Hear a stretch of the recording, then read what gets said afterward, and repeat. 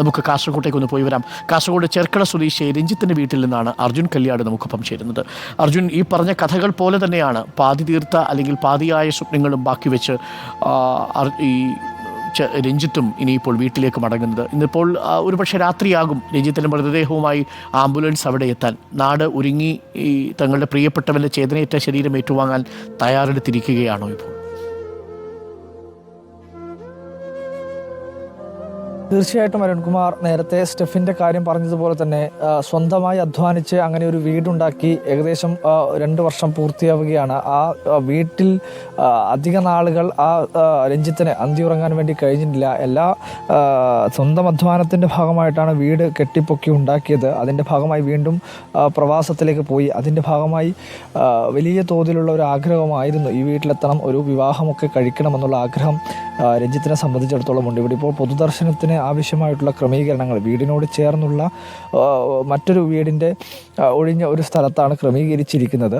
വലിയ തോതിലുള്ള പ്രയാസമാണ് ഇവിടെയുള്ള നാട്ടുകാർക്കെല്ലാവർക്കും അനുഭവിക്കുകയും ചെയ്തു. കാരണം എന്ന് വെച്ചാൽ നാടിൻ്റെയൊക്കെ വളരെ പ്രിയപ്പെട്ട ഒരു വ്യക്തിയായിരുന്നു രഞ്ജിത്തും അതുപോലെ തന്നെ രഞ്ജിത്തിൻ്റെ സഹോദരൻ രജീഷ് ഉൾപ്പെടെയുള്ള ആൾക്കാർ വലിയ തോതിൽ നാടിൻ്റെ എല്ലാ കാര്യങ്ങളിലും സജീവമായി പങ്കെടുക്കുന്ന ഒരു വ്യക്തി തന്നെയായിരുന്നു. നമ്മളോടൊപ്പം ഈ രഞ്ജിത്തിൻ്റെ പിതാവിൻ്റെ സഹോദരൻ ഇപ്പോൾ നമ്മളോടൊപ്പം ഉണ്ട്.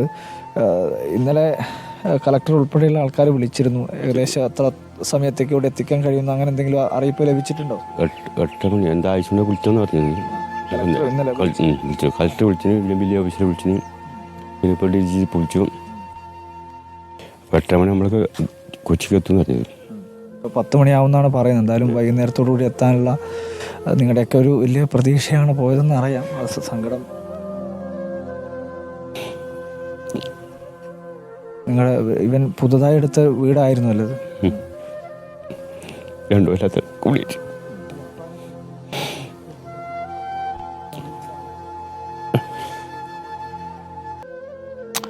എന്ത് പറഞ്ഞ് ആശ്വസിപ്പിക്കണം എന്ന കാര്യത്തിൽ ഇപ്പോഴും നമുക്ക് കഴിയുന്നില്ലായിരുന്നു. അതായത് എല്ലാവരുടെയും ഒരു നിറഞ്ഞ കണ്ണുകളാണ്. കാരണം നാടിൻ്റെയൊക്കെ വളരെ പ്രിയപ്പെട്ട ഒരാളായിരുന്നു രഞ്ജിത്ത്.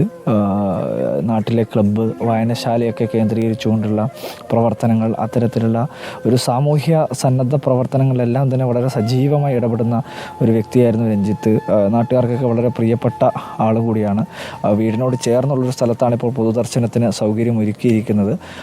മൃതദേഹം 5 മണിയോടെ എത്തിക്കാൻ വേണ്ടി കഴിയുമെന്നുള്ള കാര്യമാണ് ഇവിടെയുള്ള പ്രദേശത്തുള്ള ആൾക്കാരെല്ലാം പങ്കുവെക്കുകയും ചെയ്യുന്നത്. കാരണം 10 മണിയോടുകൂടി അവർ എത്തിച്ചു കഴിഞ്ഞാൽ അവർ 11 മണിയോടുകൂടി ജില്ലാ ഭരണകൂടം ഉൾപ്പെടെയുള്ള ആൾക്കാർ ഒരു 5 മണിയോടുകൂടി എത്തിക്കാൻ കഴിയുമെന്നുള്ള ഒരു പ്രതീക്ഷയാണ് ജില്ലാ ഭരണകൂടത്തിൽ നിന്ന് ഉൾപ്പെടെ ലഭിക്കുകയും ചെയ്യുന്നത്. എന്തായാലും നാടിന് താങ്ങാൻ കഴിയാത്തൊരു വേദനയാണ്. സ്വന്തമായി 2 വർഷം മുൻപാണ് ഒരു വീടുണ്ടാക്കിയത്. ആ വീടിൻ്റെ ഹൗസ് വാമിങ്ങിന് വേണ്ടിയാണ് ഇതിനു മുമ്പ് രഞ്ജിത്ത് നാട്ടിലേക്ക് എത്തിയത്. അതിനുശേഷം ഇപ്പോൾ നാട്ടിലേക്ക് ഒരു വിവാഹമൊക്കെ കഴിക്കുന്നതിന് വേണ്ടി അല്ലെങ്കിൽ അത്തരത്തിലുള്ളൊരു ഒരു ആവശ്യത്തിന് നാട്ടിലേക്ക് വരാനിരിക്കുകയാണ്. 2 വർഷമായി. അതുകൊണ്ട് തന്നെ നാട്ടിലേക്ക് എത്തിയിട്ട് ഇന്ന് വരും നാളെ വരും എന്നുള്ള പ്രതീക്ഷയോട് കൂടിയായിരുന്നു കുടുംബം എല്ലാവരും. അച്ഛനൊന്നും നമുക്കൊന്നും സംസാരിക്കാൻ പോലും കഴിയാത്ത രീതിയിൽ അത്രയും മാനസികമായിട്ടുള്ള പ്രയാസത്തിലാണ് അദ്ദേഹത്തിന്. നമ്മളോടൊന്നും ഒരു വാക്ക് പോലും പറയാൻ കഴിയാത്ത അത്രയും ജീവിതങ്ങളെ തമ്മിൽ ബന്ധിപ്പിക്കുന്നത് വലിയ പ്രയാസം. ഒരു വലിയ പാലമുണ്ട് എന്ന് തോന്നുന്നു. ഒരു വീട് എല്ലാവരുടെ കഥയിലും നിങ്ങൾക്ക് കാണാം. ഇവർക്ക് പൂർത്തിയാവാത്തൊരു വീട് എല്ലാവർക്കും ഉണ്ട്. വീട് മാത്രമല്ല, അവർക്ക് പ്രതീക്ഷകളുമായി നിൽക്കുന്നവരുടെ കുടുംബങ്ങളുണ്ട്. പൂർത്തിയായ വീടുകളുണ്ട് ചിലർക്ക്, പൂർത്തിയാവാത്ത വീടുണ്ട് ചിലർക്ക്, പൂർത്തിയായി ഗൃഹപ്രവേശം കഴിഞ്ഞ ചില വീടുകളുണ്ട്.